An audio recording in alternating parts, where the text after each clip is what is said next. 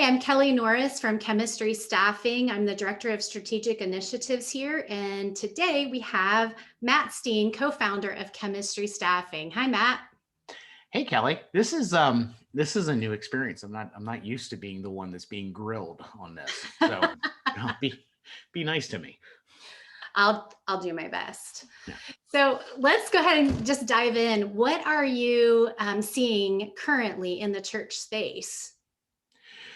Yeah, from a staffing perspective, I mean this has been an interesting year, right? This has been we have said for a while, probably started talking back towards the end of 2020 about how 2021 was going to be the year of pretty significant turnover. And I think we're starting to see that. I think we're starting to see a lot of people who had just kind of said, I'm going to be the good soldier. I'm going to stick out the pandemic, help the church kind of navigate the initial lockdowns and all that kind of stuff. And I know that I'm not going to be here long term, but I'm going to put my search on hold.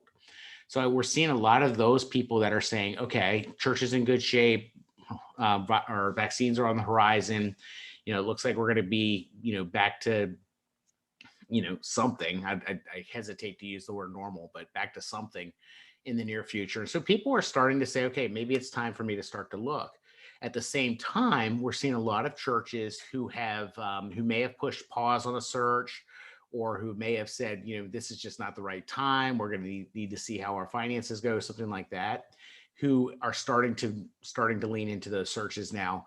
And we'll continue to kind of see that. We'll see as the first wave of people accept other positions, that we're going to start to see that the churches that they're leaving start the hiring process as well. So it's really busy. This is going to be the year of turnover.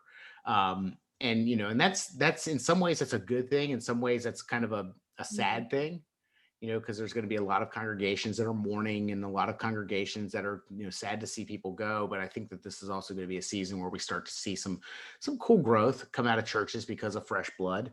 The other thing that we're seeing as far as this goes is, there's almost like an acceleration of succession planning. Oh, So for years and years and years, the church has just been absolutely awful at succession planning. I think I can say that, and not upset people. But what we're starting to see, we'll have a ton of conversations with people who are saying, you know what, it is time for me to move. And we need to start doing this. And so I've heard some guys that said, I thought I had another 5 years, but I really don't, not the way that everything's changed. And so it's time for me to step aside, and let's find the person that we need to lead this next season. So that's the other piece that I'm seeing. So. yeah, it sounds like there's going to be more space for not only new positions opening up, but then even some lateral moves, like transitions within the staff that provide us opportunities to have different roles within the church Oh due yeah. to the pandemic and other things. Can you talk a little bit about that? Yes, I mean we're so if your church hasn't already, tapped somebody to essentially be the online campus pastor, you probably need to do that. Mm, Whether that's a formal thing or an informal thing or what, we have over the last 18 months, 12 months, really kind of leaned into everybody's got a digital campus now, right? And so somebody's got to own that piece. And so part of what we're seeing is there is some restructuring going on right now in a lot of churches, where they say, hey, we need to be more intentional about communication. We need to be more intentional about what our online service offerings look like. We need to be a little bit more intentional about how, our web and our social presences look. And so what we're starting to see is some shifts that way. People who may have been a youth pastor are now stepping into communications roles, or whatever role. But we're starting to see I think we're doing a lot more technical roles right now. mhm. People that are overseeing video production and, the communication processes for churches. We're seeing people that are churches that are looking direct or for online campus pastors, and people to kind of guide engagement for those venues that churches are operating out of. And so we're seeing a good bit of that as well. Mhm. And we're going to continue to see it, because this season is, I hate to say it, it's not over. And I think that we're going to see a good bit more change before we get back to whatever normal is. But we're definitely, we're seeing churches do the restructuring and giving people new titles and creating new job titles that, 20 minutes ago we never heard of, right? Right. But that's kind of the nature of where we are as the church right now. Yes, yeah. And so as these jobs are opening up and churches are scrambling trying to fill them, they're, leading the searches and they're getting all these resumes in. How do they know who they're supposed to talk with? Well, the first person they're supposed to talk to is me and all That's the right. friendly That's team right. at Chemistry Staffing. Cha-ching. Okay, so I don't think that's what you're asking, though. I think what you're asking is, when you post something, you put your job listing up all over the internet, right? Right. And next thing you know, you're getting inundated with resumes. 300-400 of these things.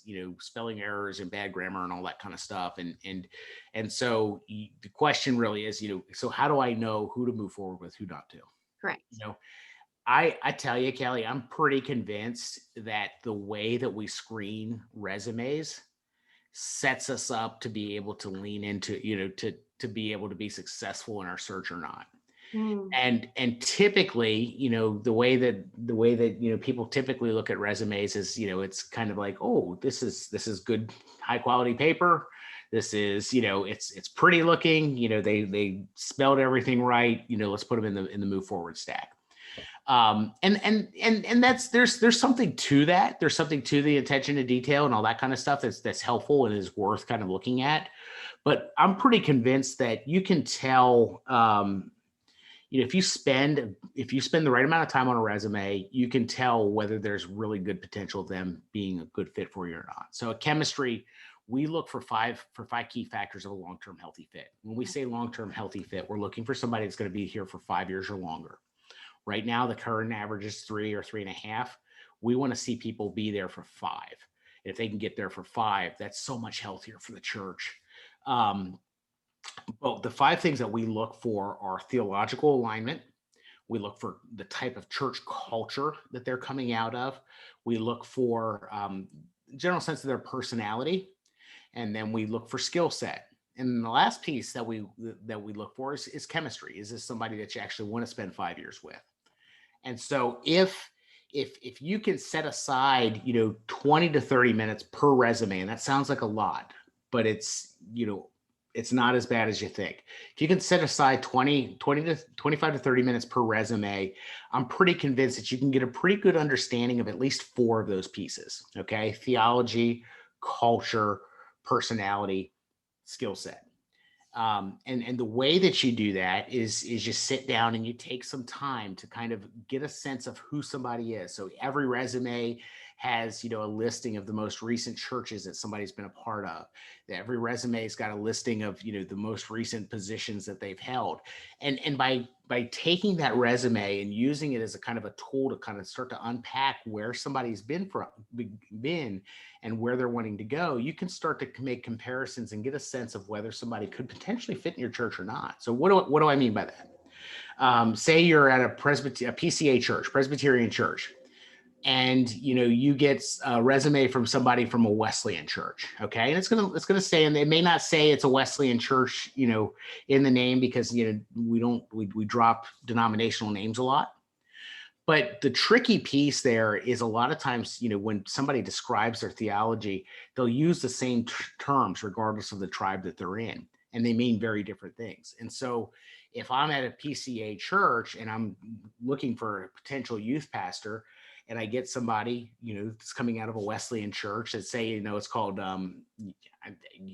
Grace Fellowship, because that's like the most common church name ever, right? But so we've got this, and part of what you're going to want to do is lean into the statement of faith on the church's website. Does this line up with who we are? You want to kind of dig in on some of the sermons that are being preached at that church and say, okay, theologically, does this align with where we are? Part of what you're going to want to do is you're going to want to dig in and get a sense of the culture. So is this a church that affirms women? in ministry, and will allow for women pastors?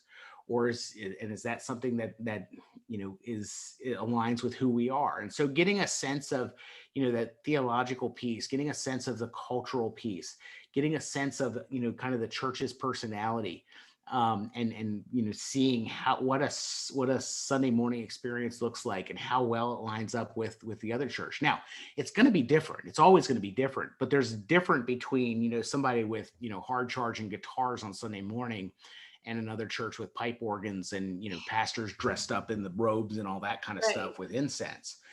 That's probably going to be a much harder transition than somebody going from Elevation to Hillsong on Sunday morning, right? And Right. so part of what you want to see is generally, could this work? Could there be some potential there? And then you also want to kind of dig in and get a sense of, do they have the skills and abilities to be able to do this? Did the church, are they similar sizes? Are they similar size groups? Does their training and background allow you to believe that they can realistically step up and step into this role? And then the other piece of this too, Kelly, and this goes back to the personality piece, is this tool, this resume, allows you to kind of Google stalk people a little bit. Yeah. And Right. so it's going to give you access to social media potentially, and give you a sense of what it is, how they post, what they say, what they share. Now, if you're somebody that's looking for a job listening to this, I just be aware of what you're sharing, be aware of what's out there, and understand that is going to affect churches and how they look at you. So Yeah. I feel like I said a whole awful lot there. Yeah, let me ask you this. There are a couple of pitfalls that churches fall into when they're looking at resumes. Maybe they just focus on one of those aspects of the five. Maybe they only deal with chemistry, or tell me a little bit about the pitfalls that they can avoid. Yeah. So what I see is most churches focus mostly on skill set Mm. and chemistry. Okay. And what do I mean by that? You get the resume, you look on there, they may have been at a big church and they did a great job, and they've got all the statistics and numbers. And it's like, oh yeah, they can do the job. And they may very well be able to do the job. And then you move them into a round of interviews and conversations, and you start to talk, and you start to laugh at their jokes, and they get your sense of humor, and chemistry starts to happen, and maybe there's some sparks and all that kind of stuff. But as you go deeper and further along in the process, sometimes little theological questions pop up in your head. It's like, well, they're coming out of this type of church, they don't believe the same things that we do. But you're so far down the process that it's easy just to say, but no, they're great. They're going to do the job well. I'm tired of doing lock-ins. Yeah, they're going to be great. They get us. We have some, there's chemistry happening. And then maybe it's like, well, but they're coming out of a strong elder board led church, and we are a congregationally led church. There might be, well, no, it's fine. And so what happens is, when we lead with skill set, when we lead with chemistry, everything else is really easy to kind of be tamped down. And then 18 months in, you start to wonder, oh no, some of those theological differences are more significant than we thought. Or, some of that church cultural piece, they're way more entrepreneurial than we are. It's like, taking a church planner and putting them into 100-year-old Baptist church where they're fighting over the color of the pew cushions, right?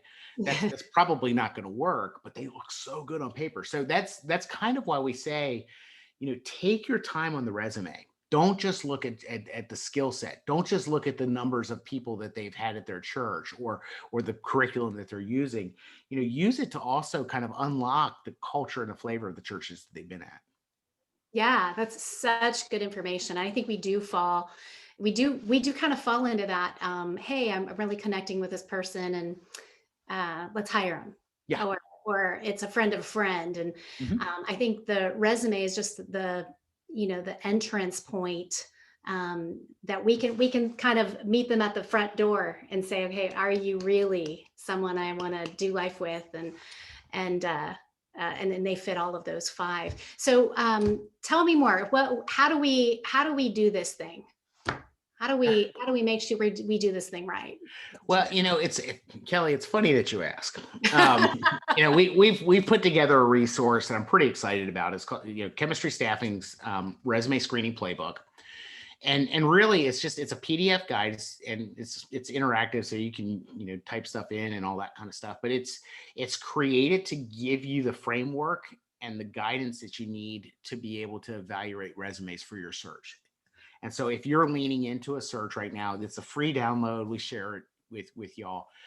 It'll help you understand, how to approach it from a, mentally, but also it'll give you some criteria to be able to use. And now every church is going to be different. So we're not giving you the answer on, if you're a Methodist church, this is how you screen it, or if you're a Presbyterian church, this is how you screen it, or anything like that.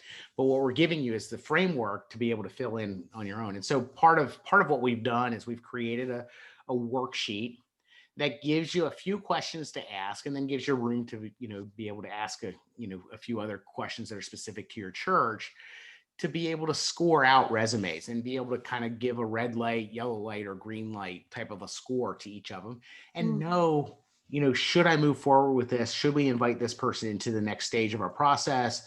Or is this somebody that we should send a no thank you email to? And so we'll link off to that, and hopefully it's useful for people. Yeah, it sounds like it's just going to guide them along the way. And there are ways to kind of make sure it custom fits to their needs. Yeah. Definitely. Yeah. And so, well, it was great talking with you today about this. And I'll be sure to include the playbook link, the resume screening playbook link, and a link to our other resources from Chemistry Staffing. So thanks for being with us today. Thanks, Kelly. All right.